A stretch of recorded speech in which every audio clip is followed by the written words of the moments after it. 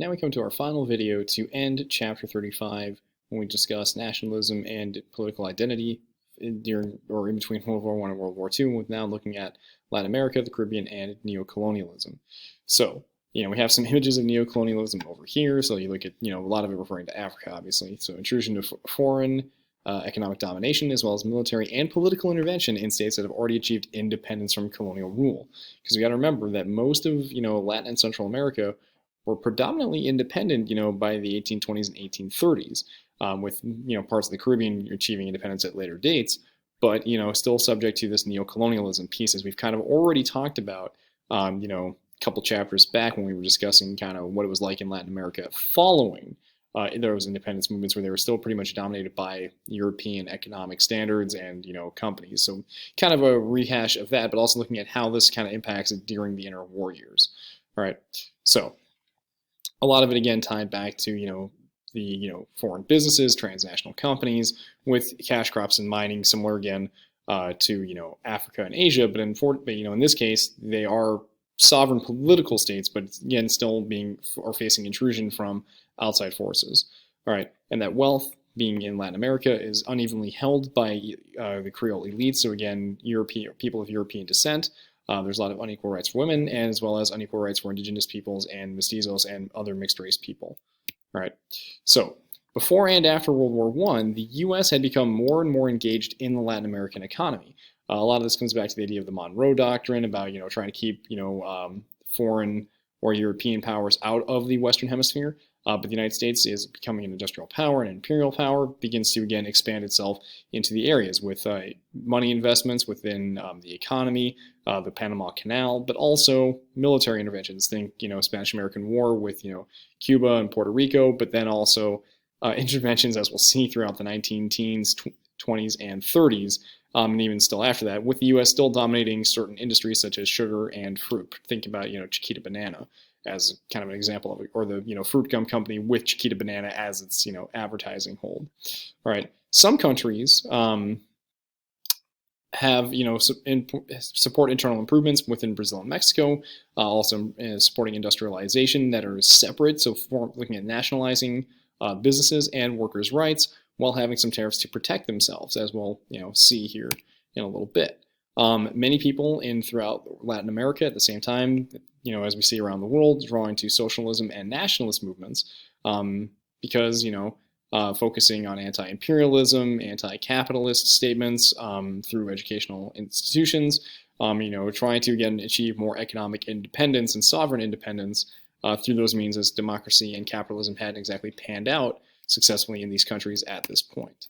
So the book does spend actually a lot of time actually talking about, a couple hundred words talking about Diego Rivera and the working class artwork that he did. So talking about representing indigenous peoples within Africa, and then the anti-imperialist intentions by saying, what had imperialism gained, and, how did we previously treated the indigenous peoples, shown up here. But also talking about liberty and unity. And then, throwing off the shackles of, the Spanish and also the Americans as well, causing a lot of controversy within the United States, as, the book mentioned too. So within conflicts and exchanges with the United States. So again, we have the idea of the Monroe Doctrine, and then you talk about dollar diplomacy and the Roosevelt Corollary, essentially saying that the U.S. has the right to essentially protect the Western Hemisphere from outside European interference, but also the right to essentially, with, the corollary and dollar diplomacy, to intervene when necessary through the good neighbor policy, to essentially look at, respect sovereignty as well, essentially as long as it benefits the United States' economic and political structure and standpoint. So you can kind of see all the different involvements that the United States has in Latin America, not South America in particular. But, the idea of essentially going into calling Panama Protectorate to build and secure the canal, many times going into Mexico, before, during, and after the Mexican Civil War. Again, you can kind of see within Haiti, Nicaragua, just so many of them in the book. Actually talks more, these specific ones in depth.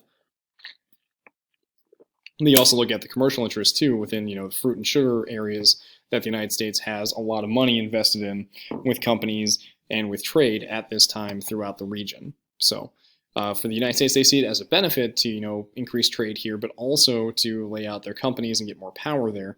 And we'll see kind of the resulting impacts of some of that in this chapter and then others beyond that when we talk about decolonization in the next few chapters here. All right, so that's obviously a very large part of it, and then you kind of see the idea of what the good neighbor policy is according to President Roosevelt here. So it respects the neighbor who respects his obligations and respects the sanctity of agreements in and with a world of neighbors. The idea of respecting obligations. So if obligations are not being met by the other neighbors, the U.S. has the right to intervene, is kind of the whole layout of that situation there. All right, and that follows, again, a long line of American policies dating back, to the 1820s, starting with that, again, Monroe Doctrine.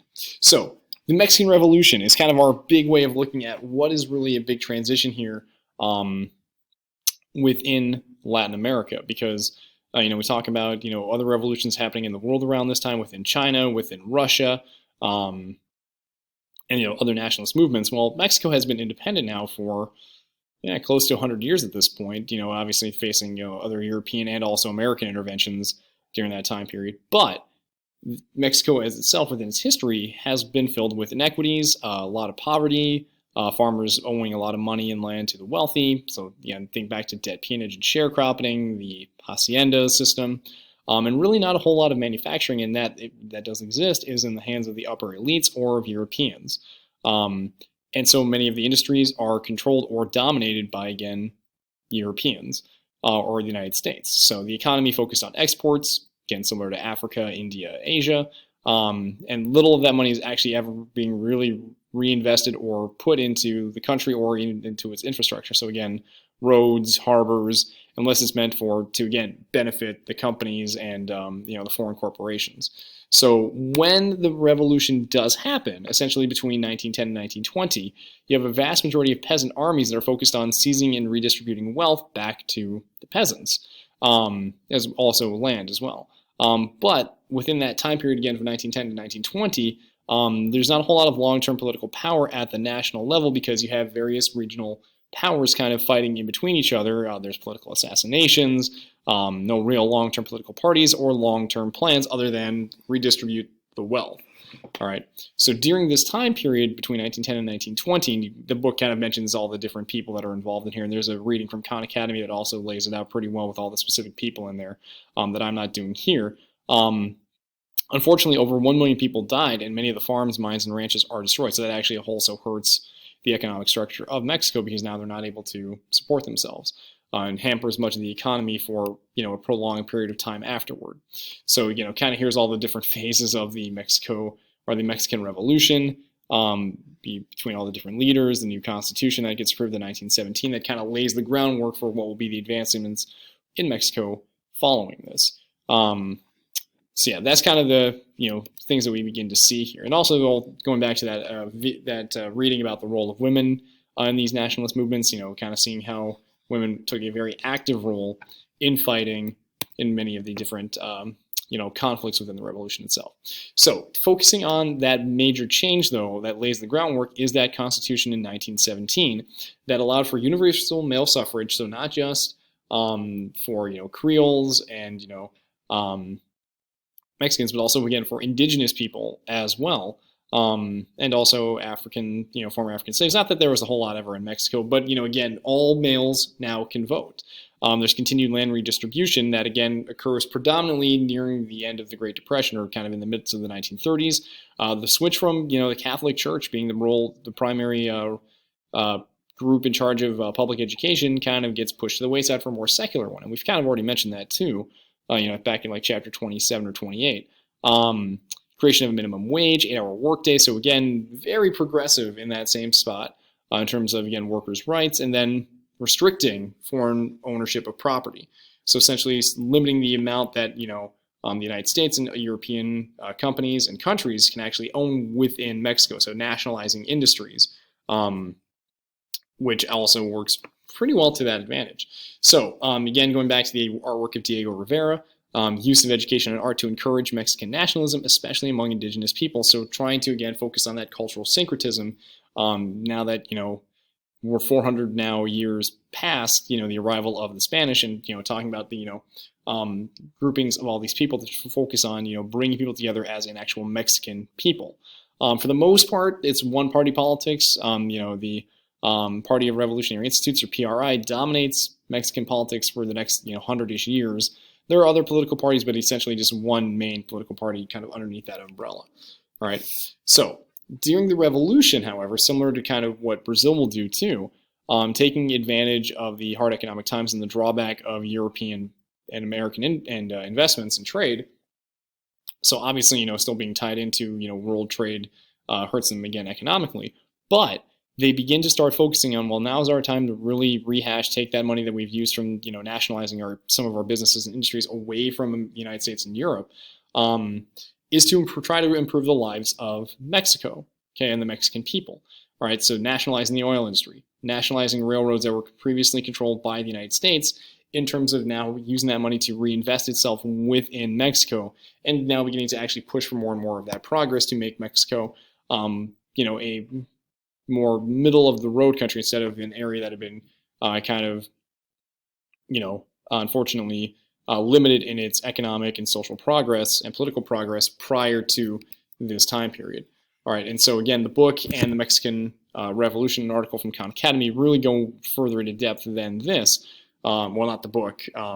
Book doesn't really spend a whole lot of time on the Mexican Revolution, unfortunately, but other resources definitely do.